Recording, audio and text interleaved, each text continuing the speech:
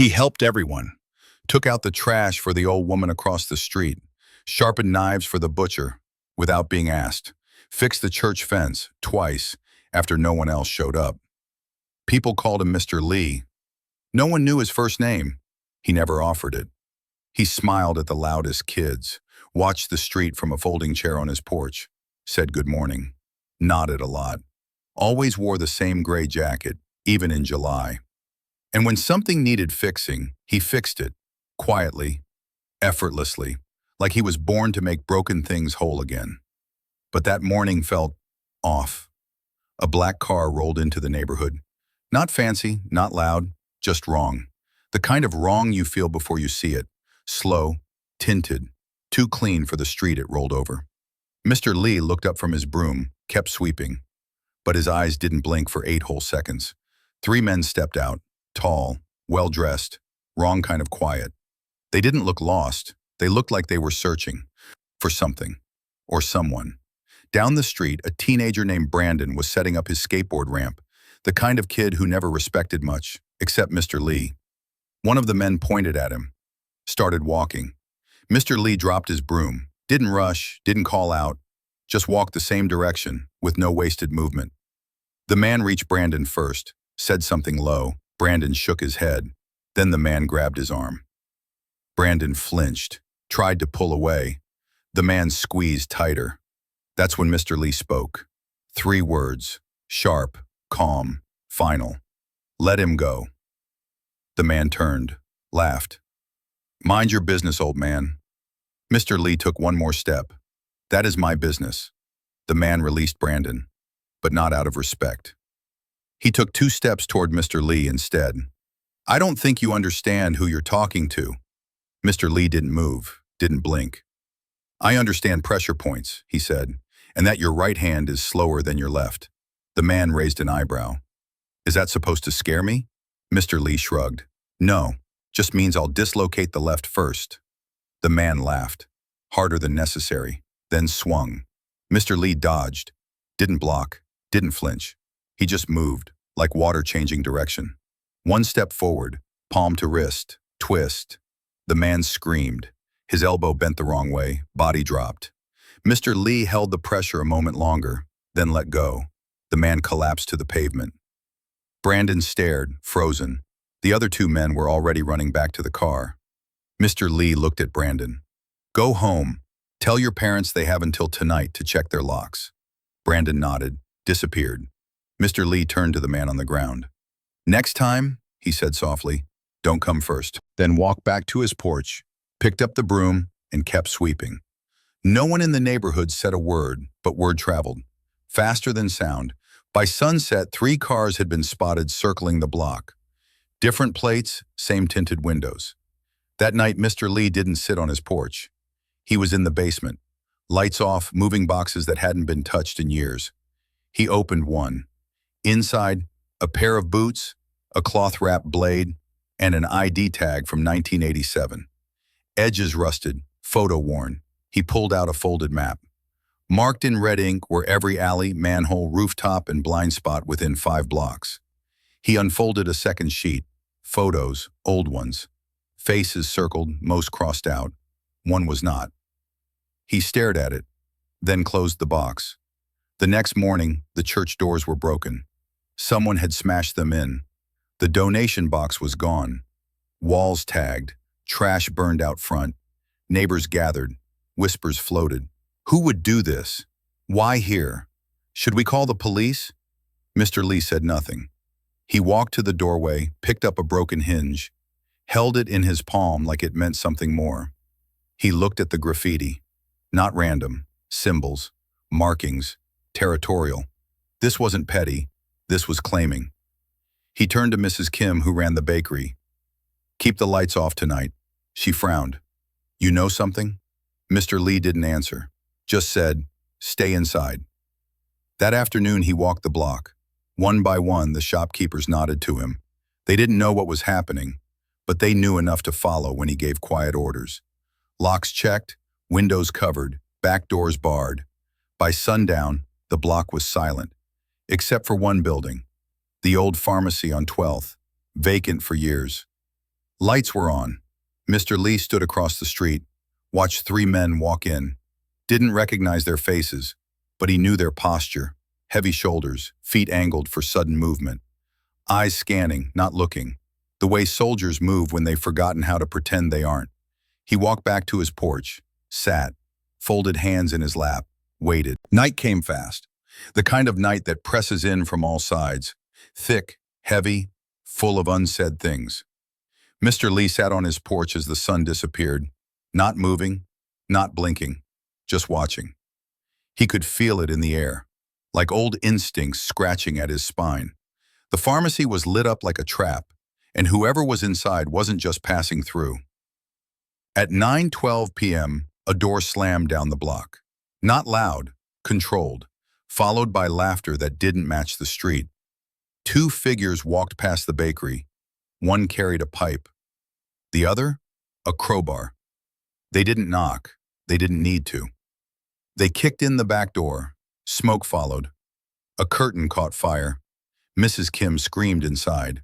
Mr. Lee was already moving. Fast, but not rushed, like he'd rehearsed it 1,000 times. He crossed the street, entered through the alley, slipped through the side door like a shadow in water. Inside, smoke hung in the air. One of the men had Mrs. Kim by the wrist. She was bleeding, eyes wide. He raised the pipe, then stopped, because Mr. Lee was standing there. He didn't shout, just said, "Let go." The man turned, pipe swinging. Mr. Lee moved first, a twist, a step, a strike to the throat. The man dropped, didn't make a sound. The second guy hesitated, too late. A front kick to the shin, knee collapsed inward. Mr. Lee stepped behind him, elbow to neck. Down. Both were breathing, but they wouldn't stand up soon. He looked at Mrs. Kim. "Basement. Lock the door. Don't open it till I knock twice." She nodded, vanished. Mr. Lee walked back outside. Now he wasn't alone. Across the street, three men had stepped out of the pharmacy. Not teenagers, not thugs, ex-military, or worse, paramilitary. They weren't holding weapons. They were testing something. His reaction, his timing, his limits. He walked to the center of the street. No cover, no backup. He spoke calmly. "This is a quiet neighborhood." The biggest one, bald, arms like steel pipes, grinned. "Not anymore." Another step forward, younger, cocky. "You the cleanup crew?" Mr. Lee didn't answer. The man laughed. "You don't look like much." Mr. Lee tilted his head. "Neither did the last man I buried." That wiped the smile off. The third one reached under his coat.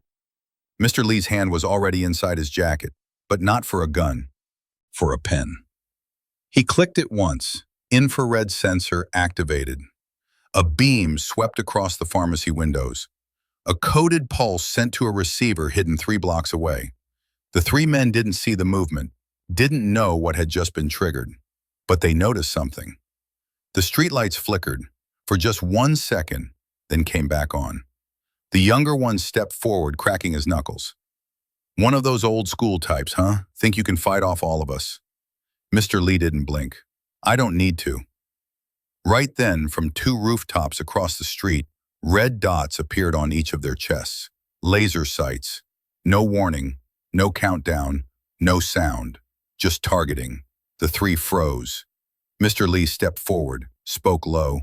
"Walk away, or someone presses send." The bald one scoffed. "You bluffing?" Mr. Lee raised an eyebrow. "You were in Kandahar, right? 2004? The man flinched. "How?" "I was 2 rooftops away. You never cleared the left side before the sweep." "I did." Silence. Then a single beat passed. The younger guy took a step back. The others followed. No shots fired, no blood spilled, just an old memory waking up in their heads and reminding them, some ghosts shoot first. They disappeared into the dark. Fast, the lasers vanished. The street went still. Mr. Lee stood there a moment longer, then turned, walked back toward the alley. Behind the bakery, the 2 thugs were gone, but they left something behind. A symbol, painted on the brick wall, circle, 3 slashes through it. Inside, a number, 27. He stared at it, long, then pulled out a small metal object from his pocket, attached to his keychain. He unfolded it once, revealing a match. Not for fire, for code. Each number meant a name. Each slash meant a target zone. 27 wasn't just a threat. It was a declaration. Someone was claiming this neighborhood, and they knew who still lived here. At sunrise, Mr. Lee swept the sidewalk like nothing had happened. Same broom, same rhythm, same porch light still flickering overhead. But the neighborhood wasn't the same. Windows stayed shut, doors stayed locked. Even the loudest neighbors didn't play music that morning. Something had changed, and everyone felt it. By 8 o'clock a.m., 2 new cars had appeared. Unfamiliar, too shiny, parked just close enough to matter. No one stepped out, but Mr. Lee saw movement, just silhouettes watching, waiting. He walked to the community board across from the bakery, taped a notice. Plain white paper, black ink. Community cleanup this weekend. Stay indoors. Tell no one. Mrs. Kim saw it, didn't ask questions, just nodded. That afternoon, he went to the hardware store, bought rope, nails, duct tape, flashlight batteries, and a bag of concrete mix. No one asked why. They wouldn't dare. Back home, he opened the garage. It hadn't been touched in years. Inside, a rusted motorcycle, toolboxes with missing labels, and a steel cabinet hidden behind shelves. He cleared the shelves, opened the cabinet with a key only he knew existed. Inside, a single box, military green, padded, sealed with thumbprint recognition. The lock clicked open. Inside, a custom tactical vest, throwing knives in leather loops, a collapsible baton, and a sealed envelope with the number 27 written on it in red ink. He opened the envelope. Inside, one photograph. A man, early 50s, square jaw, shaved head, the kind of face that forgot how to smile. The note on the back was handwritten. Unit 27, leader, Roman Vex, retired mercenary, dishonorably discharged, 1996, known for cleaning uncooperative blocks in Eastern Europe, operates in silence, targets influence, not profit. Mr. Lee stared at it, then wrote underneath, not here. That evening, Brandon returned, the teenager from the first day, still limping from the wrist incident, still carrying his skateboard like a shield. He approached the porch quietly. Mr. Lee looked up. You shouldn't be here. Brandon shifted nervously. I know, but people are scared. Mr. Lee nodded. Good. They think you're going to fix it. Mr. Lee looked away. It's already broken. Brandon stepped forward. Then break them back. Mr. Lee raised an eyebrow. You think it's that simple? No. But I think you're not just the guy who sweeps the sidewalk. Silence. Then Mr. Lee stood, walked to the side of the porch, opened a storage panel. Inside, a large duffel. He unzipped it halfway, let Brandon see inside, just enough. Brandon's eyes widened. Hours or tools, a file with photos. I used to be someone else, Mr. Lee said, and for 3 days I'll be him again. Brandon nodded slowly. Then what? Then I disappear. That night the power went out, only on their block, just past midnight. No wind, no lightning, just gone. Someone flipped a switch, on purpose. Mr. Lee was already moving. Boots laced, vest tight, eyes focused. He stepped out the back door, faded into shadow. The pharmacy lights were back on, dim, flickering. Inside, silhouettes, 6 men, not from the first group, bigger, armed, a test group. Mr. Lee entered through the roof vent, slid down the service shaft, landed without a sound. He was in the storage room, 2 doors down from them. He pulled a small object from his belt, looked like a key fob. He pressed the side. Every phone in the building pinged, once, then again, a timed echo, a silent message. It wasn't to scare them. It was to measure how many. 5 pings. 6 didn't respond. Mr. Lee smiled. Someone's got an old model. He moved forward. Door cracked open. 1 guard outside. Gun held low. Mr. Lee stepped behind him, wrapped the cord around his neck, pulled tight, lowered him slow. No sound, no struggle, just breath, then none. Inside, the others didn't notice. One man near the window spoke. "How long do we wait?" Another shrugged. "Boss said until we see movement." "Movement from who?" The third laughed. "Some old man? Please." The lights cut. Pitch black. Then emergency red. That's when they realized. Too late. Mr. Lee was in the room, already behind the second one. Knife. Silent. Throat clean. Third man turned. Gun up. Too slow. Baton strike to the wrist. Crack. Scream. Elbow to the temple. Down. Two more left. One reached for the exit. Mr. Lee kicked the door closed. Shoved a chair under the handle. Nowhere to run. The last man stood still. Whispered, "You don't have to do this." Mr. Lee paused. "You already did." Then stepped forward. 5 minutes later, the lights returned. No bodies in the pharmacy, no blood in the street, just silence, and the faint smell of cleaning fluid.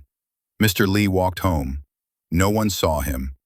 But every house on the block, lights turned on, one by one. By sunrise, the street was spotless. Not a single piece of trash. No broken glass. No graffiti. Mr. Lee was already out sweeping like he always did. Same calm strokes, same quiet rhythm. But now, everyone watched. Not with curiosity, with respect.